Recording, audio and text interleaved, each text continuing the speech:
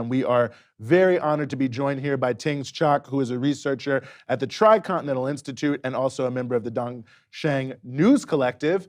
Tings, thank you so much for being with us here on the Freedom Side.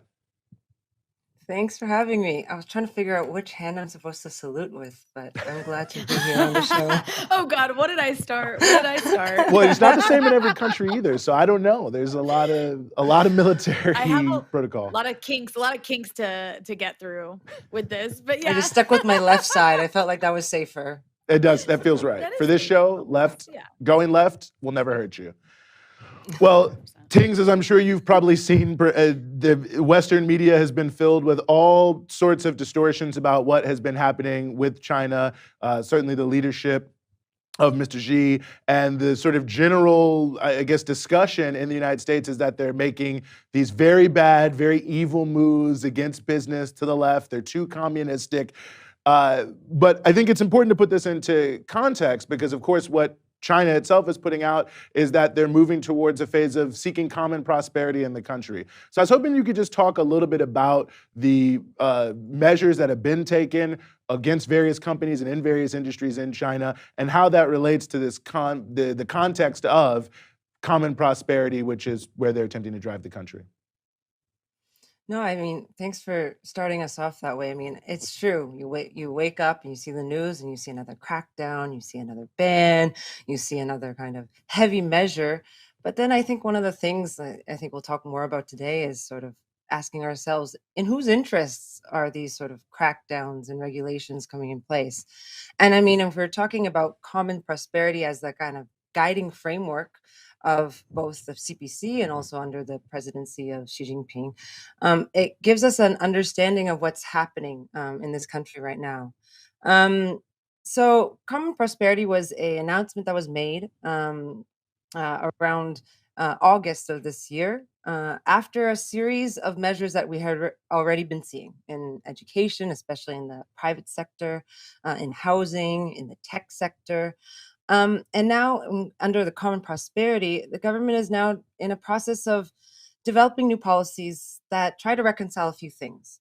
First of all, there's a question of economic efficiency, or in other words, how to continually stimulate the economic growth, raise domestic consumption, but at the same time look at the social distribution of wealth. Like, for instance, the overhauling of the tax system that has currently been heavily debated in this country right now, be it property tax, income tax, inheritance tax, and then also how to improve the social security systems. And another part, maybe we'll talk a little bit more, is also this third mechanism that they've called, which is this encouraging of philanthropy or getting the rich to pay back. So I think in some ways, many of the viewers might have heard about poverty alleviation, which actually Ronnie and I talked about in the Dispatches show a little while back. So common prosperity is the logical next step after eliminating extreme poverty. So addressing questions like relative poverty, inequality is at the center of this. And I think one of the things, and trust, I promise I won't be quoting a lot of President Xi, but one of the things that he did say was that if you look at the Chinese history book, or if you could write the history of China, which has, a recorded history of years, it is a history of Chinese people struggling against poverty. So you can kind of see this common prosperity. It's not just what's happening under this current government, but it's a process that's been happening basically since the history of China, but specifically since the creation of the PRC in 1949. Well, I really appreciate that, and I'm glad you raised the issue of education. I just wanted to briefly touch on that, and hope you could maybe drill down a little bit, because that to me seems like an important values question. I mean, obviously here in the United States, the commodification of education is one of the really primary trends in that sector over the past, let's say, decade or so. So to see China cracking down on these various for-profit education initiatives certainly was very interesting for me to see. So what's actually happening there?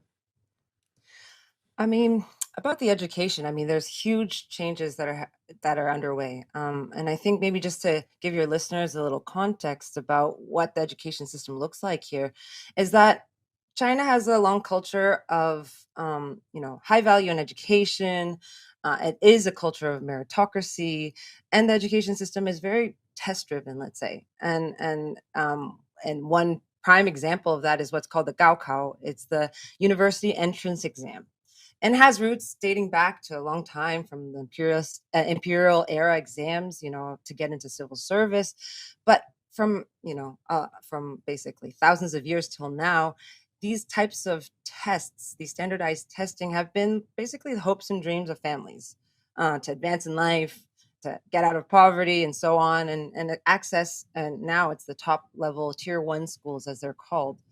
But what happened also is that, preying off of the hopes and dreams and also anxieties of specifically working families, there came emerged a pretty parasitic, let's say, private industry, specifically with after school education or private tutoring. And initially it was, you can imagine it's in every type of subject you can think of. There is some course out there that's available. And then initially it was to help some students sort of catch up if they were feeling like they were left behind. But it really became a massive industry to help kids get ahead of the curriculum. And just to give you a sense, I was talking to a friend of mine who has a 6-year-old daughter, and she says that, even before kindergarten, children already have to spend their weekends learning pinyin, which is the phonetic system of Mandarin here. You have to, already start learning English, as your second language. You have to do mathematics, where you can add and subtract till 20. And if you don't do these things, you're going to be behind in first grade. So you can imagine the kind of pressures that have developed because of this type of education pressure on children.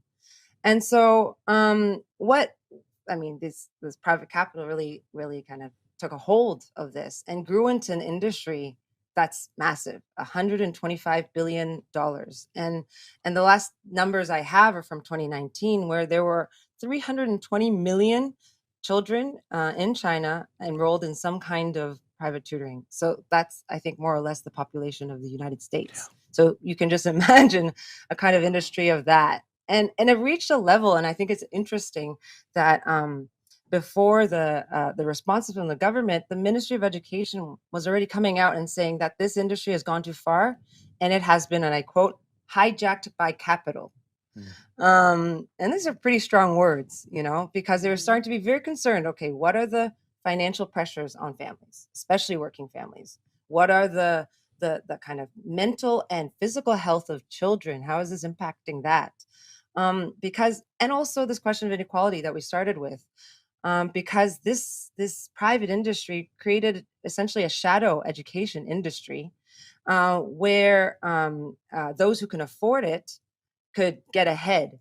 And it kind of exacerbated the inequalities that already existed in the education system. So you can kind of see the sort of cracking down, maybe in some ways a positive cracking down on this industry, as a real concrete step around poverty or common prosperity. And maybe I'll just say a couple things about what the actual measures were and what took the world, by storm, let's say, is that in the end of July, the government didn't come in and just say, well, let's just shut it all down. It came close to doing that.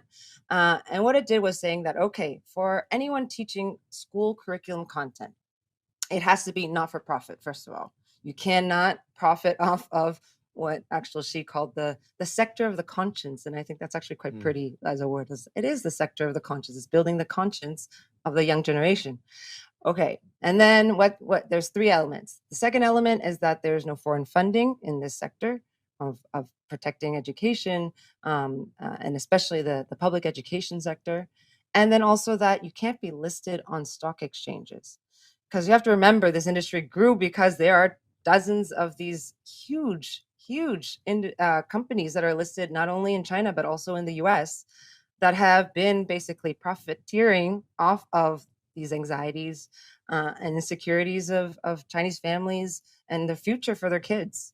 And what we've seen is interesting, because not only has it hit the stock markets hugely, this is a huge industry, and I've read things, especially from Western media, saying, accelerated the sell-off of stocks of up to $1 trillion. The numbers are wild, but also hitting the pockets of billionaires. Mm. Some of these people got really rich in the last 10, 20 years. And one of the guys, his name is Tom Zhang. His personal wealth decreased by 90% because of this, because he Wow. runs one of the biggest companies called Tal Education. But well, just maybe a little note is that he's still a billionaire, so we don't have to be too worried. But I mean, it's a way to say. I was gonna say, I was very concerned. Yeah, just don't worry too much. They're still doing okay, But I mean, the question is that, well, and crackdowns in whose interests? Like, it's kind of a way of saying sorry to shareholders and billionaires. The future of students and the well-being of families is more important. And this is, I think, what this measure shows. I've seen a similar sort of narrative about China going after these big tech monopolies, which, like, you see this New York Times headline, it's the same kind of thing. It's like China cracks down on big tech in like really authoritarian way, and then you look at the details and it's like, I wish the US would do it to our big tech giants. But I guess, with this in mind, this issue of the way education is being treated and decommodified in this way, and also the idea of going after big tech, how would you situate these in the process of building socialism? Because that seems like the main difference here, as China seems to be, if I'm, you can correct me if I'm wrong, but China seems to be tackling the sort of private sector in the interest of socialism, whereas in the US, everything works in the opposite direction. So how would you connect these measures to socialism? I mean, I think this takes us back a little bit to this question of common prosperity. I mean, common prosperity is seen. I mean, it's sometimes there's a lot of jargon in Chinese, public policy. But what does it mean? It means that peasants, workers, and poor families can like have a better life, and access the material and social wealth of a society.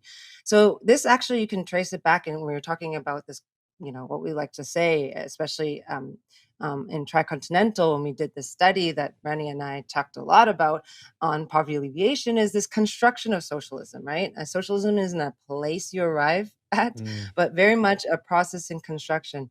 So even back when, let's say the era of Deng Xiaoping, in the reform and the economic opening up in the late 1980s, late 1970s and early 1980s, is that, and it's also a period I think a lot of people outside of China think as like the death nail to socialism or the socialist project, right? But at the time, you have to understand that China was still a very poor country and highly underdeveloped. And Deng Xiaoping said this famous line that poverty is not socialism. And so how do you escape that? It's to develop the productive forces as quickly as possible in this process of socialist construction, with the goal of common prosperity in mind. So this word also kind of dates back not only to Deng's period, but also Mao's period. And so in a way, when we're seeing that kind of crackdown on the big tech, the big capitalists, the reeling in of the excesses of capital, it was what was also introduced during this area to incentivize and to develop quickly the productive forces. They understood that reinsertion and opening up to the world market and also some capitalist elements without becoming capitalists was essential for China's development. But one of the things that, especially in that period, that Deng warned was against polarization. Polarization in the sense of the increase of inequality in the country. And the thing is, in this process of developing productive forces, inequality has increased in China. I mean, that's not something that you need to hide. It is, you can see it. There's an inequality between the countryside and the city, between social classes, and also that the kind of social mobility that you began to see in the rapid expansion period in the 80s and 90s has also decreased. So right now, when we're looking at common prosperity, it is inequality and addressing inequality, including education as a key factor of it, expanding the middle class, and also addressing what are called these three mountains that are facing Chinese people. Big mountains, which include education, housing, and healthcare. And that's exactly the kinds of measures we're seeing happening. And the other issue that I see a lot in the New York Times, in the Washington Post, and the BBC, and all our favorite outlets, um, is this issue of like blaming China for climate change. China is the biggest emitter of greenhouse gases without putting that in the context of, well, actually, that's just because China has a massive population, that it might emit more greenhouse gases than the US, but actually per capita it does not. But I guess that's to say, like, how do you respond to that kind of narrative about China when it comes to climate? Because there are some things that China is doing to tackle the issue of climate change. I mean, it's interesting about that question. At the same time, we're talking about common prosperity, poverty alleviation, all this stuff. Is that, and over the last year, we've seen some pretty big commitments made by China around the climate question. I mean, there's no doubt China is, in absolute numbers, the largest carbon dioxide emitter of the world. We know that. I mean, it produces almost 30%. And there's a lot of that that's in coal energy. This is a big problem. But then you also have to put into context. I mean, try producing 30% of the world's goods. Just as a comparison, US is about 15 or 16%. I don't know Mm. in the post-pandemic situation what that looks like, but just imagine you're manufacturing for 30% of everything that's manufactured for the world. And at the same time, when you actually look at per capita emissions, I mean, an average Chinese person is responsible for a third of what an average person from the US is. So, still till today, that is the reality, even though when you look at absolute numbers, and there's reason for that. And I think it's important, especially because, China still is a developing country and it's emerging into eventually into a high income economy in the following years. But there is also a historical accumulation when you think about how we got into this climate crisis in the first place. And there was actually some nice, interesting studies, one from Germany that was looking at, over the basically since the development of industrial capitalism, and especially, of course, European countries have many years ahead of us in that. Um, China is only responsible for about 9% of the kind of total world emissions over the last 200 years. And guess what? US is responsible for way more, 25 to 28%, depending on how you calculate it.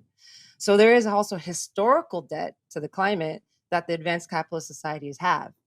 And I think just to kind of put a little note on this point about, this year China made a, or last year in September, China made a commitment to uh, reach carbon neutrality in 2060. It's a pretty big statement for a country this big and producing what it's producing for the world. But I think it's important to note that China hasn't even reached peak emissions yet. Mm. It's going to reach in 2030. That tells you a little bit about the stage of development it's in, not just because it's producing for the world. Countries like, advanced countries in Europe, they reached that long ago, in the late 70s, early 80s. Yet, even though they've managed to export a lot of their pollution, including the US, to the South and to countries like China, they're only committing to carbon neutrality in 2050. So they have like, half a century ahead, 200 years of industrial development ahead of us. But what have they really contributed to the question of climate? And you can go into a lot of things, and we probably don't have time, and maybe another time we can talk more. But there's really interesting experiments happening around carbon trading, around how to transition off from coal, questions about biodiversity. We just had the, COP15 UN summit on biodiversity here, questions of renewables, electric vehicles, some pretty exciting things that I think could be important lessons and even inspirations, I think, for the other countries, not only in the developed world, but also for the global south. Well, I mean, I would like you to talk a little bit about the coal issue because that's been, very significant here in the Western press in the past couple weeks in the context of the oncoming winter. Yeah, I mean, the coal question is a big one. It's interesting to see. I mean, in China, there have been, for example, still a question of energy supply.